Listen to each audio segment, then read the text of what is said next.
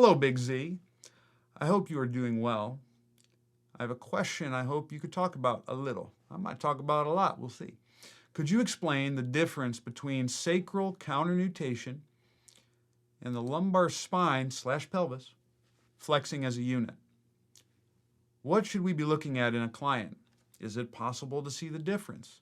Thank you as always for all the teaching you do. It does make a huge difference. Hand on heart moment, Camilla, you are an amazing human being. If there's anything that has made a big impact in terms of outcomes and how things feel, it's been differentiating these two factors. If you're someone who, or you got supreme clientele who struggle with over-tucking, they're bad mother tuckers, you might say, this is the question that you need to be paying attention to. What Camilla is talking about is when you see someone doing sacral counternutation, which for those of you who don't remember what sacral counternutation is, the sacrum, this big guy right here, is tipping backwards like so. When the sacrum tips backwards, the innominates, your pelvic bones, are going to rotate anteriorly. But because there's only about 2 degrees of motion at the SI joint, if you decide to get a spinal fusion, you'll get 3 or 4. Kids, for the love of Pete, don't try this at home. But there's way more motion available in the lumbosacral complex. So even though the innominates rotate forward, the pelvis as a unit tips backwards with sacral counternutation. At the lumbar spine, you will get a reduction of lumbar lordosis. So there will be some degree of lumbar flexion. And that's what sacral counternutation is. Oh, wait, Zach, you just said that there is some lumbar flexion with sacral counternutation. So should I not get lumbar flexion and that's going to be okay? Well, yes. But the difference in what Camilla is talking about is when I have an extreme amount of lumbar flexion, that can happen without a change in pelvic floor orientation. Because with sacral counternutation, folks, you have a concomitant change in the orientation of pelvic floor, because as the sacrum tips back, the bottom of the pelvic floor, if we can look from an inferior to superior view, the bottom of the pelvic floor, you can see the coccyx goes more forward or anterior. What this does is it concentrically orients or contracts the posterior pelvic floor.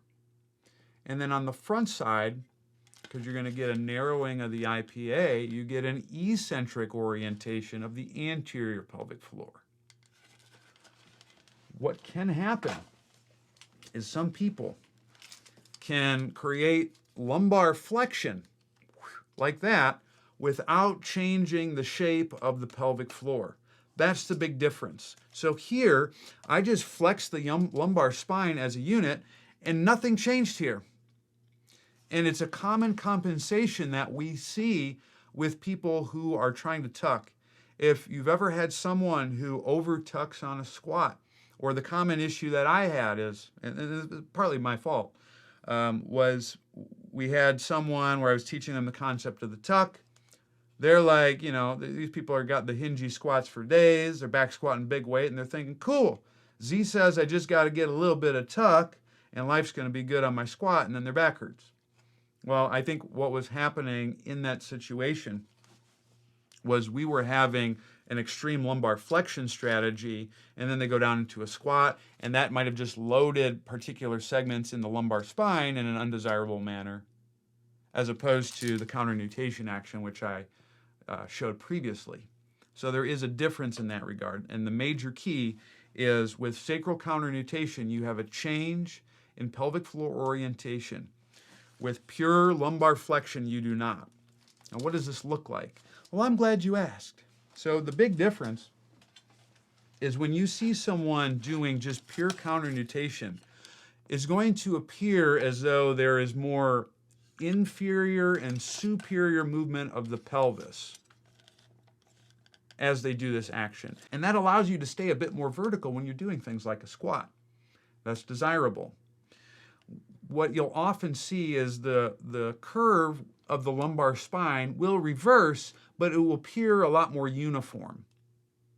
So you won't have like any specific segments that this person might be hinging at or moving at.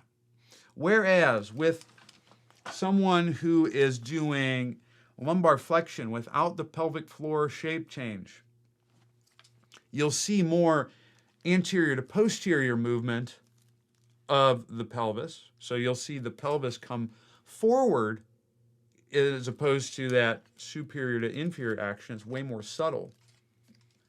And many times you'll see like a little bulge in the posterior aspect of the spine, somewhere in the lumbar spine, and it might only be at one segment.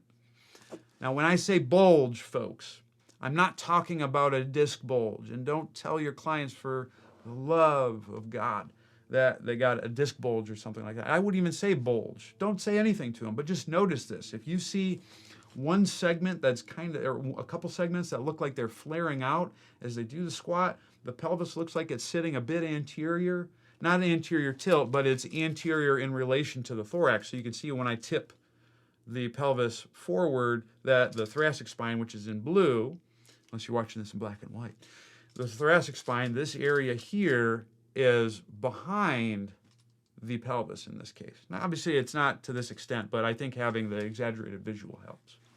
But you'll see that, and you'll see a segmental flexion action occurring as they perform this action. If you're doing certain movements like quadruped, or you're having them do some type of reach, if you see someone getting all crunchy, where they have that dropping of the thorax down, or they have increased rectus abdominis tone or tension, a diastasis recti, you see a pooch belly, all of those are telltale signs that they are probably flexing through the lumbar spine and not getting the pelvic floor change, i.e. sacral counternutation. If they're doing that, they're not going to get as good vertical pelvic changes in terms of the level change that should happen, or vertical pelvic displacement. They're not going to get as effective glute and hamstring recruitment, because when I do this, folks, the posterior tilter that's predominantly acting is the rectus abdominis, not your glutes and hamstrings. Glutes and hamstrings are going to be more engaged when I have relative motion happening at the pelvis. Because when I anteriorly rotate the innominate, the glute max proximally assists in that. You're also going to get some tugging of the hamstrings in order to initiate some degree of posterior tilt. And that's why we want counternutation. We don't want as much of the lumbar flexion. If you get someone who's also complaining of, my back feels tired when I do the tuck, or they have back pain, chances are they're doing the spinal flexion and not changing the pelvic floor orientation. So folks, then you might be wondering, well, Zach, man, I got like all my clients doing that. I'm screwed. What do I do to solve this problem? Well, I'm glad you asked. I have a few simple cues that I like that have been very effective at getting my peeps to differentiate these two movements. So the biggest concept that you want your clients to understand and be able to perform is to really make the tuck subtle. So to have them turn the volume knob down a bit on it.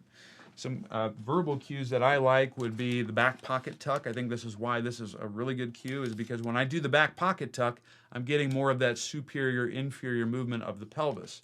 That works great. Also, if they can think about their pubic bone going up towards their nose, not necessarily scooped into the belly, which I used to say like belt buckle to belly button. I've been moving away from that just because you can get more ab activity by doing that. So you might use instead belt buckle up to nose. That way they're kind of aiming a little bit higher and it gets more of that superior pull as opposed to the flexing forward. I also think butt flap to thigh is another one that works pretty well. Obviously, if you got someone who's a little self-conscious about their booty, might not be a good choice. But if you got someone who you're a little bit more jovial with, that might be a worthwhile cue to use. If those verbal cues don't work, what I found has been a fail-safe for me is I will have someone arch their back significantly.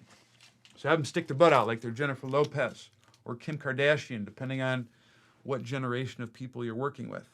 I usually go for J-Lo because I had had/have a major crush on her. Have them arch the back, and then have them slowly unarch from that position and try the back pocket tuck there. A lot of times, if you give them that contrast of what you don't want them to do, and then you have them go the exact opposite way, more often than not, the result is meeting in the middle, and that will oftentimes be the subtle counternutation that you are searching for.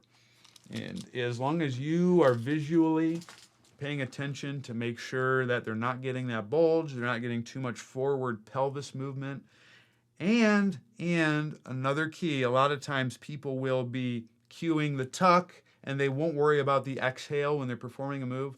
Don't forget about that, because you can set up the pelvis for all good things, but if the thorax is still shooting way forward or the upper back is way more extended, you're not going to get the stack as well as you could. Make the tuck subtle, use some of those cues, don't forget about the exhale, and if you do those things, you ought to be in business, and you'll have some bad mother tuckers with your supreme clientele.